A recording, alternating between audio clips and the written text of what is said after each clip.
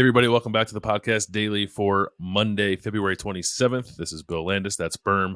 Austin Ward is, I don't know, is he still golfing, Berm? I don't know what that guy's doing, but he's not with us. For the Monday daily, he'll be back, I suppose, later in the week, unless he's just decided to move to North Carolina and just make golfing a Pinehurst his life. I think that he celebrates his birthday longer than most 16-year-olds, but I'm all for it. Happy birthday. I don't think his actual birthday hasn't occurred yet, believe it or not, but he's still just really going for it. And who are we to get in the way of that? So, he'll be back, I think, on Tuesday's daily with you as our normal rotation. But till then, it's you and I. That's right. We're going to talk a little bit about the NFL Combine. It is Combine week. It officially actually starts on Monday today with player interviews and guys getting into town and stuff like that. But the workouts and the media interviews will be later in the week. Berman Austin will be there, continuing the series with Cameron Brown, the Dream Chaser series. So make sure you keep in touch with that, and also more coverage on the Buckeyes. We'll table that for a second. Talk quickly about hoops, Berm, because the Buckeyes, for the first time in 36 days, won a basketball game on Sunday against Illinois. It was a rather emphatic win, 72-60, against the team that was kind of fighting for its NCAA tournament life, fighting for seeding in the Big Ten tournament. A desperate team came into Value City Arena, and Ohio State out-desperated them and played much better, I think, than Illinois did, which is a welcome sight for Chris Holtman's Buckeyes. And wouldn't you know it, it was sort of spearheaded by this freshman class that we've been kind of clamoring for all along to see Chris Holtman kind of hand the reins over to them, and they got good results out of that on Sunday. Yeah, it looks like Bruce Thornton and some of these younger guys who hit that midseason lull have come over the other side of it and really playing well. Thornton's playing great ball. They looked surprisingly competent. They looked aggressive on offense and defense, which was nice to see. They were physical on defense and really just played with a lot of energy, which we haven't seen them do in the last 2 months. And it's unfortunate that you haven't seen that consistently from these guys, but it does at least give a little bit of juice towards, hey, next year, if you can find a way to convince Bryce Sensabaugh to come back. I mean, that's if you're looking for Buckeyes fans a reason to donate to the NIL collectives, this might be the way you can help, because Bryce Sensabaugh may need a little bit of extra love from the foundation and Cohesion and whoever else is out there supporting those endeavors. But there are really talented players on this basketball team. It's not always going to look pretty. I thought Felix Akpara played well. Roddy Gale's stepping into his own. You really do like what you see. And then I think, we've been a little bit, I don't want to say joking at their expense with some of the veterans, but it does say a lot about guys like Justice Suing to show up and continue to be there every day when you know that this is not your team anymore. You are being put in a position to essentially help just stem the tide and get ready to turn the program over to these younger guys. And Justice played a really good game pretty much on Sunday, except for a 1 3-pointer that I'm like, what are you doing that for? But that's irrelevant. I think for Buckeyes fans, again, I know we've talked about it on this show and others, they don't love when we talk hoops, but I like hoops, you like hoops, and guess what? This is our microphone. And you will listen to every word we have to say. Wednesday night, senior night at Ohio State against Maryland. Show up and support those guys on their way out of town and give them some love and hope that you can see the next wave of another win against a good quality team as the Buckeyes try to get a little momentum heading into Big Ten tournament play. Yeah, 2 games left. Wednesday at home against Maryland in the finale for the home games, as you said. Over the weekend, I believe it's Sunday. It might be Saturday. I might have days mixed up, against Michigan State. Always Sunday senior night. Michigan State. It's always senior night in East Lansing for Ohio State's last game. This will be no different this year. And then the Big Ten tournament kicks off the following Wednesday in Chicago, and I believe Ohio State is already locked into playing on that Wednesday evening as one of the lower 4 seeds there in the Big Ten tournament. So I don't know. If they play like they played against Illinois, they could be an interesting team in Chicago. And I guess I would just leave it at that, and maybe that's all you can hope for at the moment. But it is nice to see the freshman, especially Bruce Thornton, who is going to be, I think, a really important 4-year player for Ohio State, seemingly coming into his own a little bit as the season kind of winds down and everyone's sort of waiting for it to end. At least he can maybe grab onto that and as something to be hopeful about heading into next season. Combine, Berm. It is an event that the importance of which I think tends to get overblown a little bit year to year. But Ohio State has a big contingent there again this year. They have 8 guys, it is, going out to Indianapolis this week for poking and prodding and testing and interviews and field workouts and all that fun stuff. Who among the group of guys that's going to be there do you think maybe stands to gain the most from the week in Indianapolis? Zach Harrison is probably my pick. If I had to Yeah. choose one guy that is in a position to really cement where people could see him, his athleticism is so different, but it doesn't always look fluid. And I think he has an opportunity to show people that he is a next level freak athlete, and maybe didn't always put that on display at Ohio State, but he's now becoming a much better football player too. Yeah, he's a guy who came up when I did a show with Dane Brugler of The Athletic last week, talking about a few guys, a few of the draft prospects. And Dane brought up a good point, which I think is interesting. I think we all know that Zach is a pretty special sort of straight line athlete. How he tests in more of the agility based stuff, I think will be interesting. Maybe if he chooses to do that, he certainly doesn't have to do it.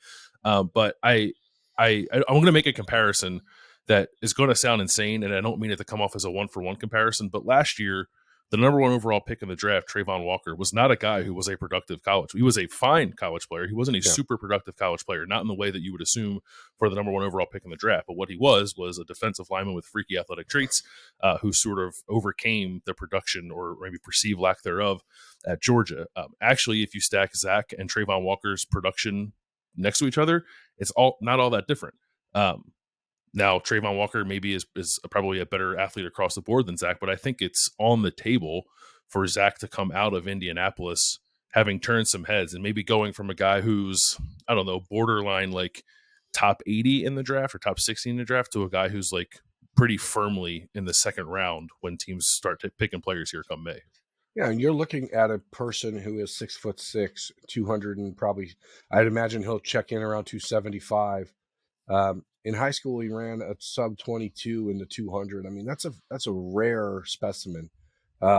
Extremely long. There's everything that you want and immeasurable, a factor for a defensive end he has. Now, he does not necessarily always show the bend I think that people want to see, and that's just who he is, but that doesn't mean he's not going to get a chance to take some shots in the NFL.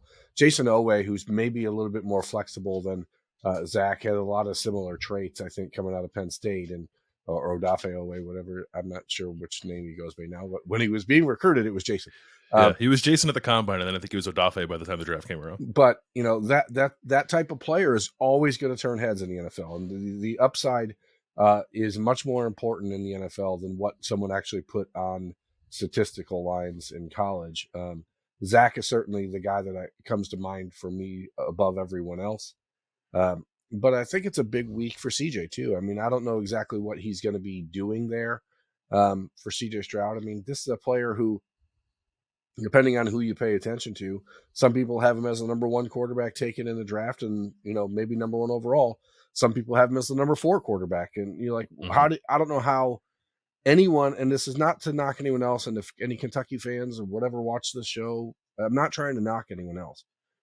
I don't know how you can look at Will Levis or Anthony Richardson. Anthony Richardson and say that player is the same caliber of player as CJ Stroud based on what we've seen at Ohio State in the last 2 years and the ability to throw the ball the way he does.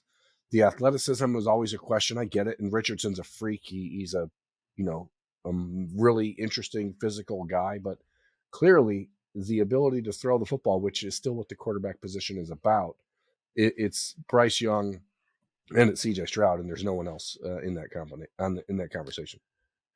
That is what CJ will have to do. I'm assuming CJ is going to throw because I think that's his trump card at the combine. Maybe he'll probably run too, I'd imagine, but I don't think he's going to wow anybody, especially if he in alphabetical order is running right after Anthony Richardson runs. That's not the best spot for CJ Stroud to be in. But he can go out on the field and it's routes on air, like it's nothing crazy, but his accuracy, his ball placement, timing, anticipation, all that stuff is what sets him apart from everybody else, maybe aside from Bryce Young, because I think Bryce is pretty good at those things too. But CJ is going to stand next to Bryce Young, and people are going to realize that he's a foot taller than Bryce. So I think that'll help CJ as well. If he has a good day throwing the ball, then I think he comes out of combine in fine shape. The one thing I do worry, or not worry, but wonder about with CJ, and I think this maybe applies to Jackson Smith and Jigba too, is they're going through the interview processes with the teams themselves, and maybe not a whole lot of information comes out about that. But I wonder if teams might go to CJ and be like, hey man, that Georgia game is like everything we ever wanted to see from you. Where was it for the previous 26 games or whatever it was? Like there was a I think as we talked about CJ, we always sort of talked about how he was a higher level competitor than maybe he exudes just sort of naturally. Yeah. But that was a different kind of example of it on the field, I think, than from anything we ever saw from him. And I do wonder if teams might, grill him a little bit about why that was the case, why it took that game for that to come out of him. No, and that's a fair question. I mean, I have talked about it a few times. I'll go back to it now, like third week of his redshirt freshman season. Ryan Day mentioned, he said, CJ has to ask himself how bad he wants this. And that's something I've always gone back to. I've gone back to the idea that maybe he thought it was going to be a little bit easier. Maybe he didn't realize everything that had to go into it. He clearly turned the table and turned the corner in the middle part of his redshirt freshman year and played really great ball all the way through the rest of that season, including that unbelievable Rose Bowl. And then, this season he was not the player that he was the year before, but there's a lot of reasons for that. And part of the reason, I think, is Jackson Smith and Jigba not having him around. So I think I think the question from an Ohio State perspective is, are NFL teams going to look at CJ Stroud and see Dwayne Haskins, or are they going to see Justin Fields, or are they going to say all these guys are in the system and it's an easy system for quarterbacks to throw it in, doesn't matter? Or what is, how does he step outside of that perception that any quarterback can be successful in that offense, which is weird that all of a sudden now it's like, oh, the offense is too easy and too good. So like, it wasn't that way until you had quarterbacks that could run it. So it's not something where I think people should have that held against them. But yeah, Jackson is the one, the other guy that obviously everything to prove to people this week. I mean, I've heard from people that, or you read it and you're like, oh, he's a second round pick, or I'm like, what are you talking about? Like, don't fool yourself into believing that. Jackson Smith and Jigba is going to be a top 20 pick in the draft, and he's going to be the NFL Offensive Rookie of the Year next year, and that's just the way it's going to be. Like, someone should be smart enough to see that. And I know that the people at Ohio State, when they're being asked about Jackson Smith and Jigba by NFL personnel, are raving about him and the fact that he is everything you want a receiver to be. I think what's interesting is to see Jackson sort of step outside of his shell a little bit. I don't know if you saw the exchange on Twitter with Steve Smith, where Steve Smith was talking about how Jackson was an incredible route runner, must have majored in route running or something like that. And it's going to be a high level slot player. And Jackson on Twitter said, I can play anywhere. I'm not just a slot. Like, I appreciate the compliment, but like, it's just sort of weird to see that he's in a position where he has to defend himself when it's probably not, it shouldn't be necessary. The thing that I find interesting with Jackson is one, he's going to get grilled about why he didn't play in the playoff, like how close he was to 100%, if he could have played, what those conversations were like, and ultimately why he made that decision. And that's fine. Like, I don't know if ultimately that impacts things. There's been guys who have sat out, and I'm not saying Jackson sat out, but there have been guys that have like very clearly sat out and still been drafted highly. So I'm not sure how much that actually impacts him. But I do wonder with him, is he more of a like do it on the field kind of guy? Like, I don't know if he's going to blow anyone away with his athletic testing. How much can a receiver really accomplish when they're just like running the gauntlet and running against routes on air? And I guess maybe they'll do some one-on-ones with the defensive backs and you can get a better feel for that. But Jackson always seemed to me like a when the lights on kind of guy, and when the lights are on kind of guy. And unfortunately, he didn't have the opportunity to show much of that in his second year, when he would have done some of that stuff on the outside and shown people that he was more than just a slot receiver. So he just doesn't have the film to back it up. I think you just have to be someone who sort of fell in love with what he did at the tail end of the 2021 season. And I believe that there'll probably be enough of those people to still draft him in the first round. But I don't think he's a second round talent by any means. If he ended up getting picked there, I don't think I'd be terribly surprised. But I think he has the opportunity to change some minds this weekend or this week as he goes through the interview process, the medicals most importantly probably, and then whatever he's able to do on the field, if anything at all.